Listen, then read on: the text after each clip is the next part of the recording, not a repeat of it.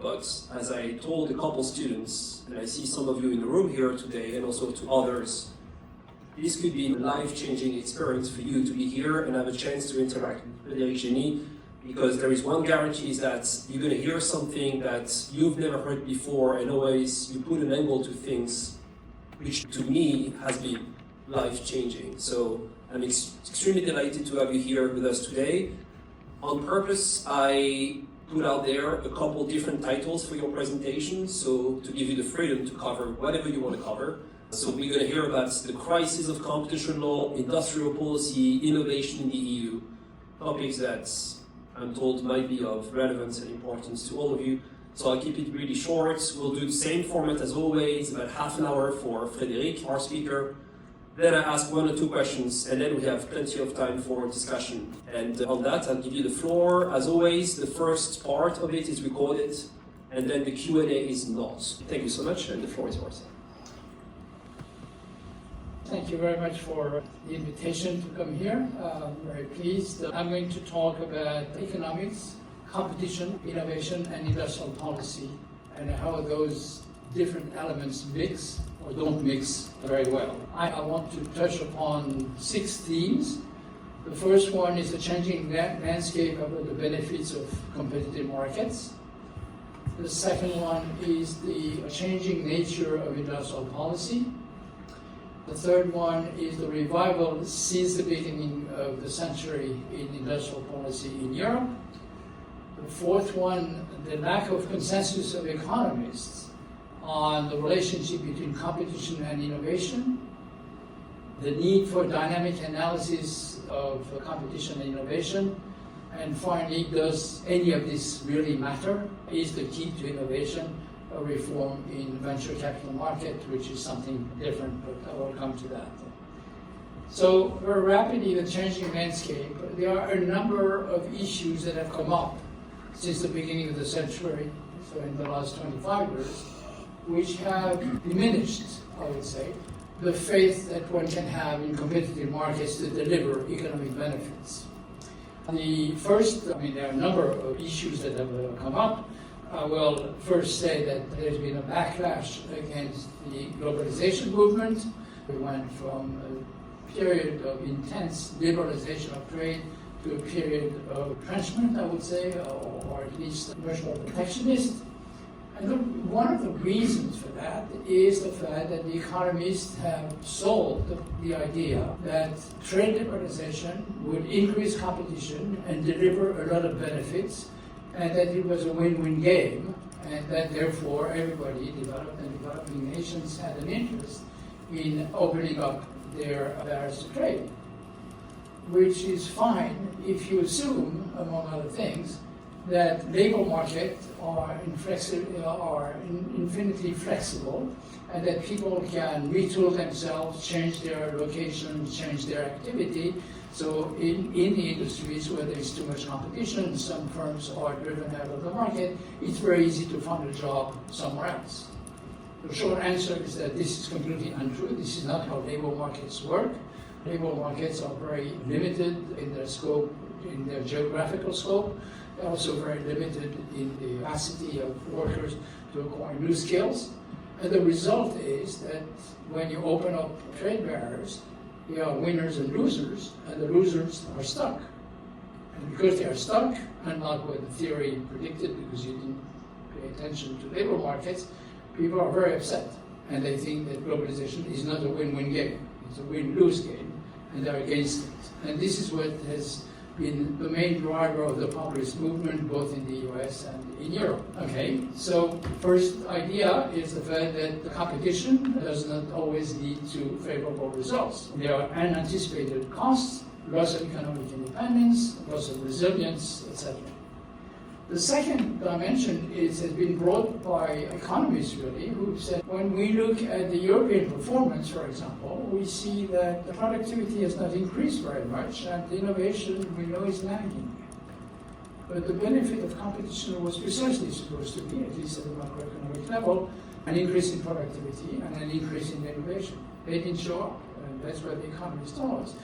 So policymakers, economic policymakers, have become less and less interested in competition because they actually thought competition or competition policy would develop those dimensions of economic performances. In a couple of additional bumps, the 2008 financial crisis, the COVID crisis, have shown that the markets don't correct themselves very rapidly, and that sometimes cooperation and collaboration between competitors is the best way to get new products or to solve the problem of the disadjustment between supply and demand. So all of a sudden, the idea that government could intervene to try to speed up the competitive process became much more interesting. The emergence of the digital economy is the last domain. First of all, it's very clear that a lot of innovation now requires that the digital sector be able to develop rapidly. And in this development, there is clearly a question about whether those markets are competitive or not. And competition authorities seems to have been unable to either control the structuring of the market or even the abuses or what is perceived as being abuses of the very large platforms. There's a reason for this, which is basically that competition between ecosystems in the digital world works very differently than competition between firms on a non-digital market, and that if you apply the tools that are perfectly adequate for normal markets, real markets, to the digital sector, you don't get a very good result. You don't get a result that is useful. Okay, so all this is converged on the idea that maybe government intervention, some kind of regulation, in the case of digital, or some kind of government intervention as industrial policy, would be at least a useful complement. It doesn't mean that competition is seen as being useless, but it means that competition is seen as being insufficient to bring about some of the benefits that we would like to have. So the result has been a revival in the interest of industrial policy. Now, industrial policy is basically a way for governments to address market failures or to transform the technological basis of the economy or to develop infrastructures or essential inputs which are going to be used by people who develop markets. The means of industrial policy or government intervention essentially around changing the incentives. For example, if you have a market failure, it is because the incentives are not the right incentives. The government comes in and puts a price on a particular market, and this changes the incentives. And usually uses subsidies and protections to change those incentives with some kind of conditionality, which may be an ex-ante conditionality, such as the fact that you qualify or you don't qualify for a subsidy, or ex-post conditionality, such as the fact that it's a performance target. There's been an evolution in industrial policy over the last 20 years, which is quite noticeable, and which is based on the fact that there's been a lot of experience in the past, particularly at the end of the 20th century, which have been, for some of them, disappointing, for some of them successful. Best simple example I can give, you compare Korea and Brazil. Both countries had a policy which was based on the idea that they were increasing return to the activity, to the scale of activity in some industries, with the idea that therefore you want to protect your industry so that it will have a larger volume, and this will lead to better performance and more effective performance of those firms.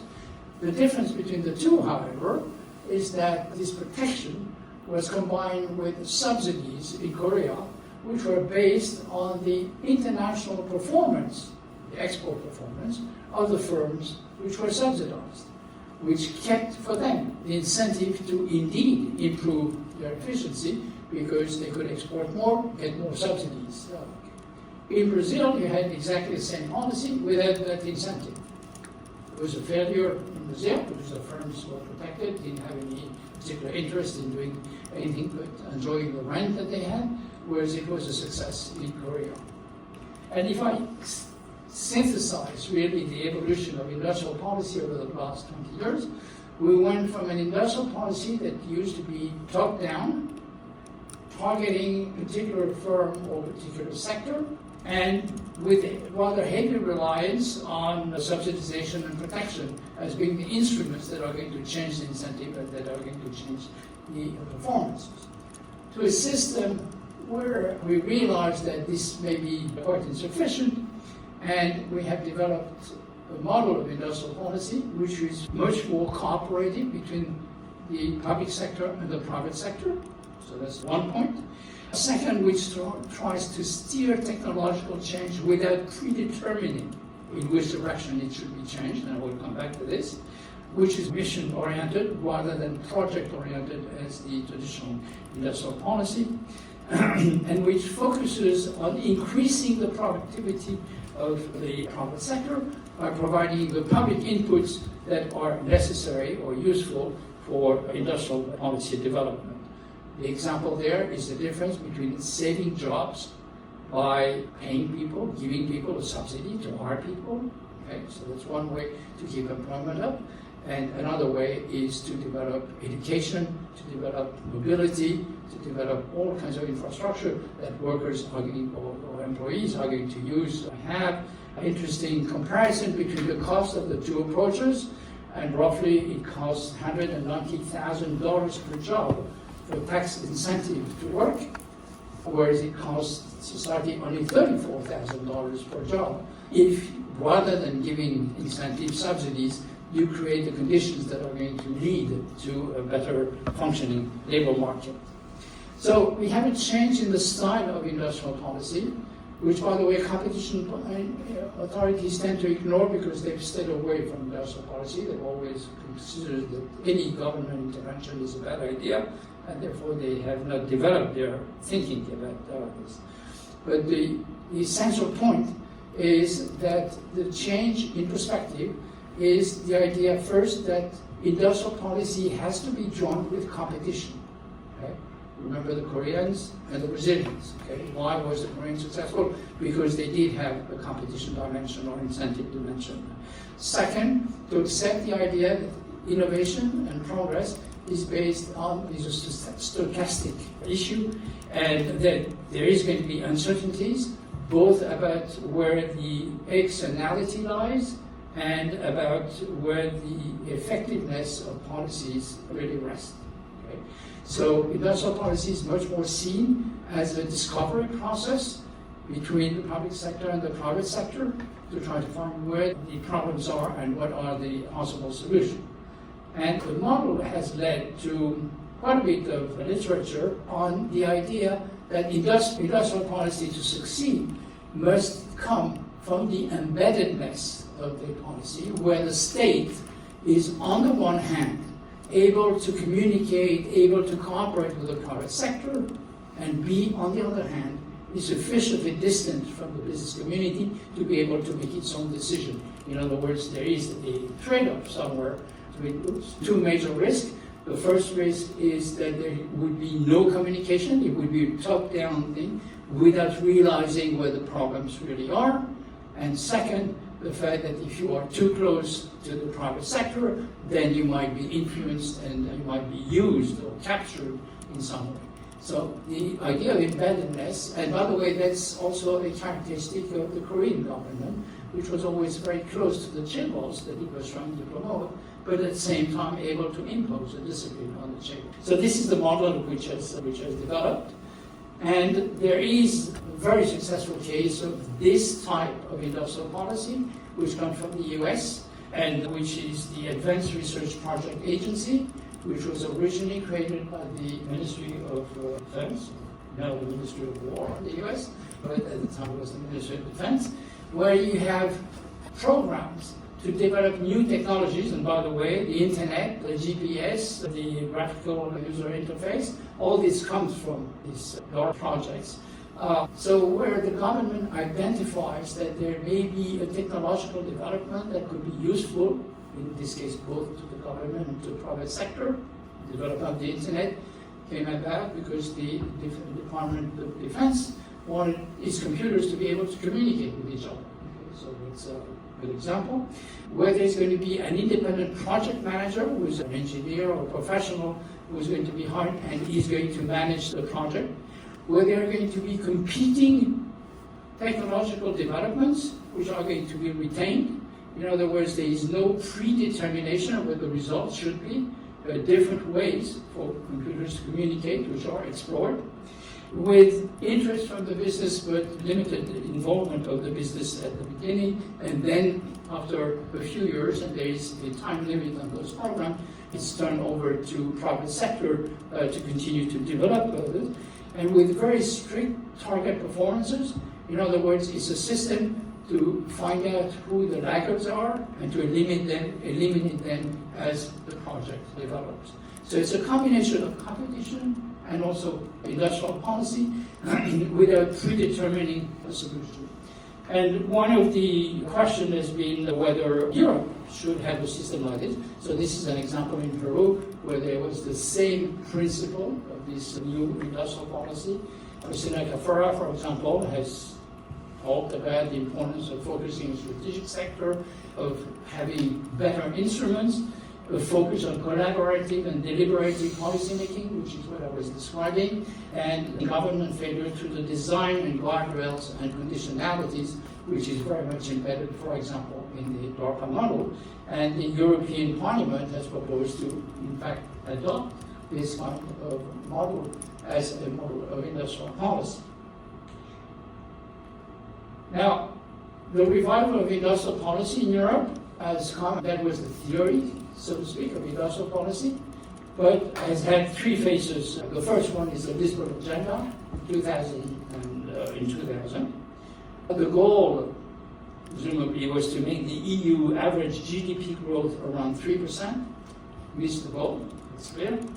To increase R&D spending up to 3% of GDP, that was missed as well. And to advance the knowledge society through education and innovation, there have been some realization. But essentially, the Lisbon strategy was a list of things that would be nice if they happened, without any particular incentive. It was left to the country, to the member states to do it, and there was no mechanism to ensure that the Lisbon strategy was followed. So the lack of enforcement mechanism and the lack of focus of the Lisbon strategy didn't succeed very well. We then moved to the Europe 2020 strategy, which was adopted in 2010, 10 years later, which is a much more focused industrial policy, which was based on the idea that we wanted to tackle environmental market failures, mostly. So there was a definition of specific benchmark, but there was, and there we have quite different results. We again missed the R&D target, but there were specific targets in the domain of the environment, such as the reduction of gas emissions, which were supposed to reduce by 20%, the energy renewable, which was supposed to reduce by 20% again, and the increase in energy efficiency, which was supposed to increase by 20%. And those specific targets, which were accompanied by incentives, and the incentive was, for example, the carbon tax. There were a number of incentives that were created to try to push the firms in that direction. Those specific targets were in fact attained. The only one that was not attained was the target on R&D. So we went from the Lisbon, which was a laundry list, to a system which was more targeted and which emphasized quite a bit the market solution by changing the incentive, by imposing taxes on the negative externalities to try to reduce them. The third, in this strategy, there were a number of instruments that were used. One of them was public procurement. And the public procurement directive was modified in 2014, I think, with the idea that public procurement could give the right incentives to the firms to develop into a direction which was consistent with the objective of industrial policy. I'm not going to go into the detail of public procurement policy, but if you read in particular the introduction to the directive, you will see that it is seen as being one of the instruments, which is a market instrument and should be used to try to promote a better economy with less use of energy or waste of energy.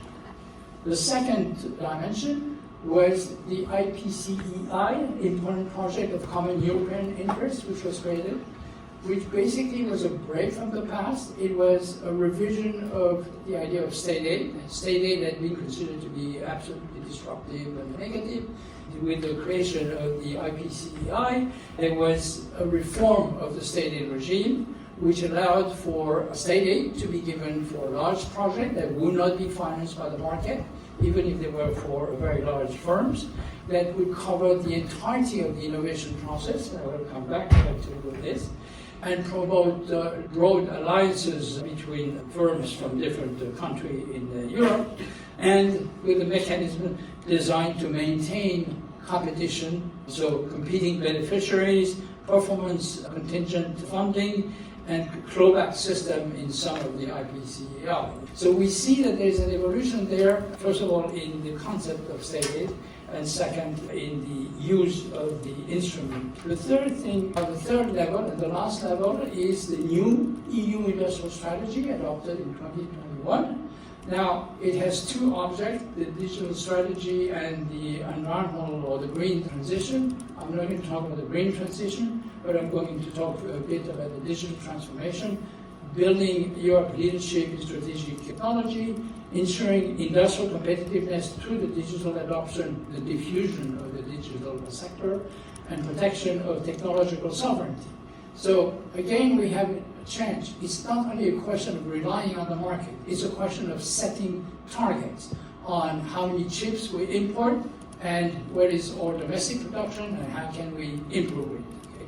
So one goes into a more classical industrial, proactive industrial policy than had been the case before, because before we were entirely relying on market mechanism to push the economy in the right direction.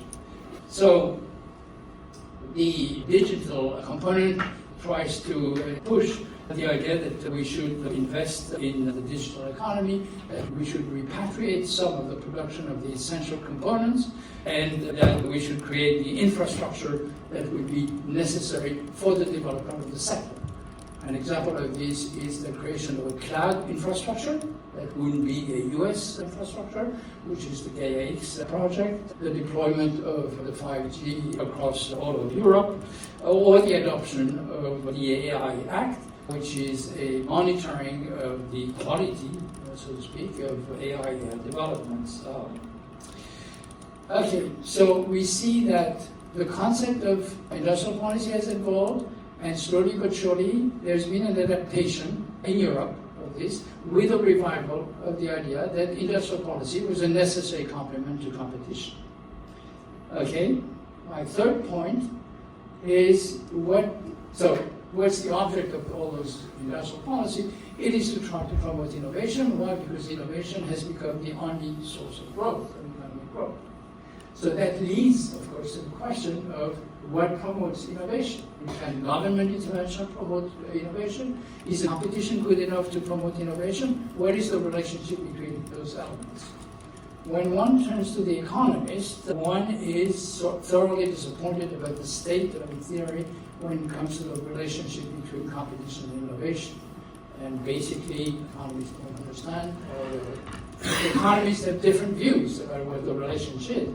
Schumpeter said that weak competition increases the incentive to innovate. Arrow said that strong competition spurs innovation. Aguillon came along and talked about the fact that there's an inverted U curve, too much competition or too little competition. Well, he didn't put it exactly in those ways, but he put it in the way that if you have competition neck to neck, or if you have competition with laggards, you are going to get different results in terms of innovation, because the laggards are going to be discouraged from innovating, whereas if it's neck to neck, each firm has an incentive to innovate, to try to escape. The end result of all this is that all this is useless for competition authorities, because you build all those theories, but no way really to distinguish between them. This is widely recognized by competition commissioners themselves. I have here a set of quotes from Thomas Roche from the FTC, Chris and Wilson, 10 years later, also from the FTC, and the judgment in the competition Apples tribunal in Meta versus the CMA, which all basically say we don't know much about the relationship between competition and innovation, we don't understand it, and therefore we don't know whether what we're doing is really promoting competition or not. So that's the first area of difficulty. There's a second area of difficulty, which is the fact that there are two brands of economists who don't talk to each other. One brand are what I would call the price market competition economists, and the other one are the business school economists. Those two professions really don't see eye to eye, even though they talk very often about the same thing, which is innovation and business strategy. So you have people like David Teese, but before him there was a long line of people who said the problem of competition economists are at two levels. First of all, they have no idea what a firm really is, because they consider it as a black box. You put in incentive and you get results at the end, and how it happens, it's not their problem. We focus on the transformation of the incentive into results, so we look at what is in the box, and in the box there are capacities, and firms are heterogeneous from the point of view of capacity to absorb innovation and to deliver on the performance of firms. So that's one of the dimensions. The second dimension is, of course, the fact that a lot of economists, mostly business will say, and by the way, innovation changes the structure of industries. So innovation shapes competition. Whereas competition economists only look at the idea that the structure of the market is going to determine the performance of the firms on innovation. They say, no, it's much more complicated and a much more dynamic mechanism where the structure may lead to innovation and innovation may lead to different structure, which the competition law doesn't look at. Really. We are used to thinking that on the one side there are structure, on the other side there are performances. We look at how structure influences performances, but not how performances change the structure and what is the interaction between the two. Okay, so we really don't know much, and there is a great deal of economists pushing for a more dynamic perspective on innovation and trying to push competition authorities in particular to understand the interaction between capacity and incentive on one side, and on the other side between structure and innovation and structure. So this requires a number of adjustments of competition law. The first one is the fact that you have to have a more dynamic perspective, not to rely on today's structure. For example, market definition today doesn't mean that the market definition tomorrow is going to be the same, because there might be innovation. You have to rely on the dynamic of the market with the possible innovation. You also have to accept the idea that innovation is a stochastic process, so you're going to make decisions with a certain degree of uncertainty, but that's because that is what shapes competition. You need to have a longer time period to think about, because if you only look at what's happening in the next year or two, probably innovations will never show up because it takes longer. So you've got to adapt your cycle of thinking to the cycle of innovation, and the incentives must be combined with the capacities, both, let's say, for the emerging firms, but also for the potential competitors, to have some view of what could develop if the merger took place or if the merger didn't take place, to be able to have a competitive role. I'm going to finish by asking a question: does this matter, really? And the reason I'm asking this is because there's plenty of evidence that EU is lagging both in general, but also in terms of biotech, for example. Europe is becoming a less and less attractive place to test innovation.